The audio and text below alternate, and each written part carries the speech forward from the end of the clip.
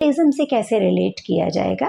तो इम्पीरियलिज्म या साम्राज्यवाद का मतलब है कि एक ऐसा पॉलिटिकल सिस्टम जिसमें एक रिच और डेवलप्ड कंट्री है, पावरफुल कंट्री है, वो अपने से कम पावरफुल कंट्री को सबऑर्डिनेट बना देती है या उस पर कब्जा कर लेती है या उसको जो है वो उस पे कंट्रोल हासिल कर लेती है या उसकी लूट खसूट किस तरीके से करती है। तो ये इम्पीरियलिज्म या साम्राज्यवाद है। पहले तो लोग डायरेक्टली जो है राजा महाराजा हमला करके जो है किसी को अपने अंडर किया करते थे, लेकिन अब और बहुत सारे तरीके आ गए। उन तरीकों के बारे में अब हम आगे जानते हैं कि किस तरीके से ये जो थर्ड वर्ल्ड कंट्री जहाँ पे करीब 85% पॉपुलेशन रहती है, वो 21% वर्ल्ड जीडीपी का, वर्ल्ड इनकम का 21% पर किस तरीके से सरवाइव करने पे मजबूर हुई। तो उसके कारण उसके कारणों को समझने के लिए या मेथड्स को समझने के लिए हमने जो है वो इसको दो हिस्सों में डिवाइड किया है कि कॉलोनियलिज्म के तहत यानी कि उपनिवेशवाद के टाइम पे यानी करीब 1500 से लेके 1950 के आसपास तक किस तरीके से ये इम्पीरियलिज्म का शिकार हुई और उसके बाद आज तक भी किस तरीके से ये उसी तरह की टैक्टिक्स का या नई टैक्टिक्स का शिकार होकर वैसे ही शोषण इनका हो रहा है। तो इसको जल्दी जल्दी समझते हैं कि रॉ मटेरियल, सबसे पहली बात है कि कॉलोनियलिज्म के जब उपनिवेशवाद था तो ये पुर्तगाल जैसी या ब्रिटेन जैसी कंट्रीज़ क्या करती थी कि अपने सबऑर्डिनेट को जो है वो रॉ मटेरियल का या कच्चे माल का सप्लायर बनाकर रख देती थी, कि उनको मजबूर किया जाता था, उनकी डोमेस्टिक इंडस्ट्रीज़ को जो है डिस्ट्रॉय कर देते थे, ख़त्म कर देते थे, ताकि वो सिर्फ रॉ मटेरियल को सप्लाई करें, उसको प्रोड्यूस करें, राइट। उससे दो फायदे होते थे। एक तो ये था कि रॉ मटेरियल सस्ते प्राइस पे मिल जाता था। दूसरी बात थी उनके फिनिश प्रोडक्ट के लिए जो तैयार माल होता था उसके लिए मार्केट भी अवेलेबल हो जाता था। तो इसके अलावा किस तरीके से लूट खसूट भी होती थी आपको पता है। उसके अलावा जो इनकी आर्मी थी, है ना, जो लूटने वाले थे उनको स्पॉन्सर करने का, उनको खिलाने पिलाने का, उनकी मेंटेनेंस का खर्चा भी जो है कौन किसको देना पड़ता था, जो होस्ट कंट्री होता था या जो कॉलोनी होती थी उसी को ही वो सब काम भी करना पड़ता था। उसके अलावा जब फर्स्ट वर्ल्ड वॉर हुआ तब भी, यदि इंडिया के एग्जाम्पल से ही समझ रहे हैं हम इसको, तो इंडिया में जिस तरीके से फर्स्ट वर्ल्ड वॉर में ह्यूमन एंड कैपिटल लॉस हुआ, लड़ तो ब्रिटेन रहा था लेकिन जो नुकसान हुआ वो सारा का सारा किसका था, वो हमारा था। तो इस तरीके से ये सब हमने छोटी क्लासेस में भी पढ़ा, आप समझ सकते हो। अब हम बात करते हैं कि नियो कॉलोनी, अब कॉलोनियलिज्म तो खत्म हुआ, 1947 में हम आज़ाद हुए, कोई 50 में आज़ाद हुआ, कोई 56 में आज़ाद हुआ, तो सारी कंट्रीज थर्ड वर्ल्ड की आज़ाद तो हो गई, लेकिन फिर भी आज भी ये किसी न किसी तरीके से मोर और लेस एक्सप्लॉयटेशन जो है हो रहा है। तो वो कौन से तरीके हैं? तो सबसे पहला अनइक्वल एक्सचेंज रेट, कि एक्सचेंज रेट जो आज भी निर्यात और आयात होता है, एक्सपोर्ट इंपोर्ट हो रहा है, ट्रेड हो रहा है, तो उसमें एक्सचेंज रेट जो है वो अनइक्वल है। जैसे समीर अमीन कहते हैं कि ये जो एक्सचेंज रेट के अनइक्वल होने की वजह से कि हमारा जो प्रोडक्ट जाता है उसकी प्राइसेस बहुत धीरे धीरे बढ़ती हैं और वहाँ से जो प्रोडक्ट आता है उसकी प्राइसेस बहुत जल्दी जल्दी बढ़ जाती हैं, उस पर ज़्यादा टैक्सेस लगाए जाते हैं। तो इस तरीके से क्या होता है कि ये समीर अमीन ने इसको समझाया कोर और पेरिफेरी के पॉइंट ऑफ व्यू से कि ये कोर है, यानी कि ये है जो सुपर पावर है या जो आपकी इम्पीरियलिस्ट पावर है, ये है, और ये है पेरिफेरी। पेरिफेरी यानी कि जो बाहर की जो अंडर डेवलप्ड कंट्रीज हैं, तो रिसोर्सेज सारे के सारे क्या हो रहे हैं, वो यहाँ से यहाँ ट्रांसफर होते हैं। तो नेचुरल है कि कोर स्ट्रांग हो रहा है और पेरिफेरी, यदि आप इसको इंडिया माने और इसको ब्रिटेन माने, तो क्या हो रहा है कि ये जो है ये पावरफुल होता जा रहा है और ये जो है ये कमजोर होता जा रहा है। तो इस तरीके के अनइक्वल एक्सचेंज रेट इस टाइम पे भी थी, कॉलोनियलिज्म के अंदर भी थी और नियो कॉलोनियलिज्म में भी यही चीज़ें बरकरार हैं। अब उसके अलावा जो बड़ा मुद्दा है वो है एक्सपोर्ट ऑफ कैपिटल, कि पहले तो क्या होता था, फिनिश प्रोडक्ट को ही हमारे यहाँ भेजा जाता था, हमें एज अ मार्केट ट्रीट किया जाता था। अब क्या है कि कैपिटल को एक्सपोर्ट कर देते हैं, कैपिटल ही भेज देते हैं, जिस भी कंट्री में उनको लगता है कि यहाँ पे प्रोडक्शन की ज़्यादा सुविधा उपलब्ध है, वहाँ पर कैपिटल को भेजा जाता है। तो कैपिटल जो है उसके ऊपर जितना भी सरप्लस क्रिएट होता है, तो वो जो है सारा का सारा वो ले जाते हैं।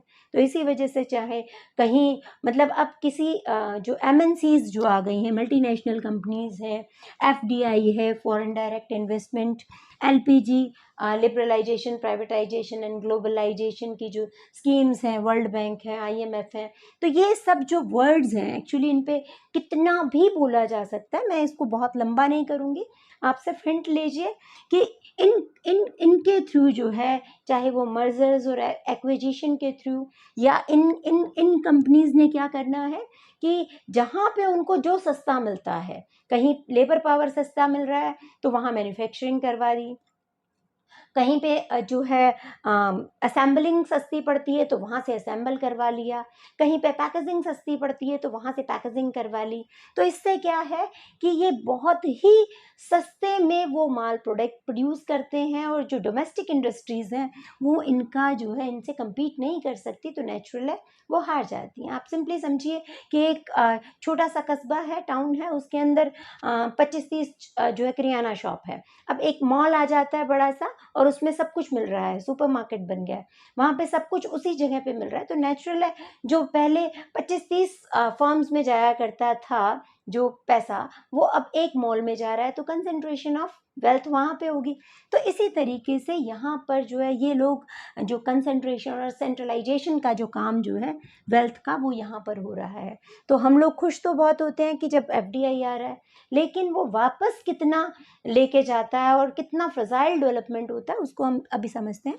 अब अगली चीज़ है एड एंड रिस्ट्रिक्शन। वो क्या होता है कि जो ये सुपर पावर है लाइक अमेरिका है, तो वो हर जगह पे आपको एक कैरेट एंड स्टिक अप्रोच अपनाता है कि भी यदि आप अच्छा काम करोगे, मेरे अकॉर्डिंग चलोगे, मेरी पॉलिसीज़ को एक्सेप्ट करोगे, तो जो है आपको कैरेट यानी कि एड मिलेगी। और एड भी कैसी होती है, एड यानी सहायता, फाइनेंशियल हेल्प। वो सहायता भी कैसी, टाइड एड है। टाइड यानी कि वो बंधी हुई है कंडीशन से कि आप ये करोगे, आप अपनी इकोनॉमी को ऐसे, जैसे हमने 91 में खोला एलपीजी रिजीम को जो है अप्लाई किया, तो उसका कारण यही था कि हमें उन्होंने फाइनेंशियल हेल्प दी थी आईएमएफ ने, और साथ में हमें कहा था कि एलपीजी को लागू करो, ठीक है। तो ये एड जो है रिस्ट्रिक्टेड है, उसके अलावा यदि हम नहीं करते हैं उनके अकॉर्डिंग, तो उन पे हमारे पे बहुत सारी सैंक्शंस लगा देते हैं, बहुत हमारा जो है प्रोडक्ट नहीं एक्सेप्ट करते और बहुत सारी चीज़ें करते हैं। तो वो सब चीज़ें जो है कैरेट एंड स्टिक अप्रोच से जो है उन्होंने एक डंडे से सारी दुनिया को जो है वो अपने बस में कर रखा है।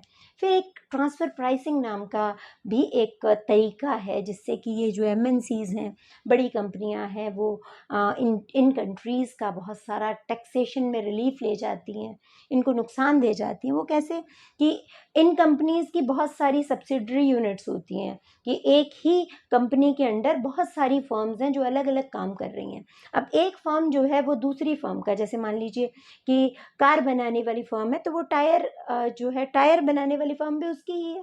तो कार बनाने वाली फर्म जो है टायर अपनी फर्म से परचेज करती है और वो उसको हाई प्राइस पे परचेज कर लेती है, जो एक्चुअल प्राइस पे परचेज नहीं करते, वो जो परचेजिंग है वो हायर प्राइस पे दिखा देते हैं। तो नेचुरल है कि उनकी कॉस्ट ज़्यादा आती है, तो वो अपना टैक्सेशन जो है बहुत सारा बचा जाती हैं इस आड़ में, तो उसको हम ट्रांसफ़र प्राइसिंग कहते हैं। तो ट्रांसफ़र प्राइसिंग के थ्रू जो है वो डोमेस्टिक कंट्रीज़ को जो है एक्सप्लॉइट किया जाता है। उसके अलावा जो ये सुपर पावर्स हैं, चाहे वो रशिया है, चाहे वो अमेरिका है या चाइना है, तो ये लोग टेंशन्स क्रिएट करते हैं। आप आज के दिन देख लीजिए क्या हालात है, थर्ड वर्ल्ड वॉर का माहौल बना रखा है। कितनी कंट्रीज़ हैं जो आपस में लड़ रही हैं, चाहे आप सीरिया को देख लीजिए, फिर आप यूक्रेन और रशिया को देख लीजिए, साउथ और नॉर्थ कोरिया को देख लीजिए, चाइना और जो है ताइवान को देख लीजिए। तो ये सारी कंट्रीज़ जो हैं, एक तरफ लड़ाने का काम, जो इम्बैलेंस क्रिएट करने का काम कौन कर रहा है, काम वो कंट्रीज़ कर रही हैं जिन्हें हम सुपर पावर्स कहते हैं। तो इन्होंने पपेट गवर्नमेंट बना रखी हैं, कठपुतली सरकारें बना रखी हैं, और ये मिलिट्रिज्म को, ये एक देश को दूसरे देश के खिलाफ जो है वो भड़काती हैं, उकसाती हैं कि आप लगे रहो, हम आपको हथियार की सप्लाई करेंगे।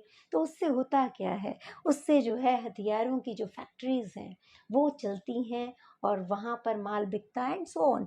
तो ये बहुत लंबा टॉपिक है, पर हम इसको एग्जामिनेशन पॉइंट ऑफ व्यू से यदि हम इसको यहाँ तक सम अप करें कि अब इन सब चीज़ों का इम्पैक्ट क्या है, इससे रेपरकशंस, इसके प्रभाव क्या पड़ते हैं, तो उसके बारे में बात करें तो इनइक्वालिटी है बहुत सारी। आप देख सकते हैं कि कितना एक देश और दूसरे देश और एक देश के एक हिस्से और दूसरे हिस्से में कितना फ़र्क है।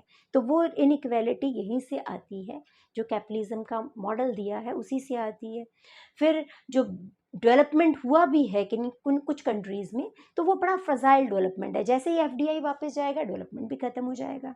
उसके अलावा डिपेंडेंसी तो है ही है, नेचुरल है, ठीक है। बहुत सारा डिपेंडेंट डेवलपमेंट है, यदि डेवलपमेंट है तो डिपेंडेंट है कि जब तक उनका हाथ है तब तक हम डेवलप हैं, जैसे ही उन्होंने हाथ हटाया हम भी, हमारे पैरों के नीचे से ज़मीन निकल जाएगी। पॉवर्टी है, अनएम्प्लॉयमेंट है, और कर्ज का एक बहुत बड़ा ट्रैप है, जाल है, जिसके अंदर कंट्रीज जो हैं, चाइना भी अब यही कुछ कर रहा है, नेचुरल है, और अनरेस्ट और वार लाइक सिचुएशन है। तो बेसिकली ये टॉपिक बड़ा सेंसिटिव है और बहुत लंबा चौड़ा है, तो इसको यहीं सम अप करते हैं। Thank you so much for watching. यदि आपको अच्छा लगे तो लाइक एंड सब्सक्राइब कीजिए, और यदि कुछ कमी लगे तो आप कमेंट कर सकते हैं। Thank you.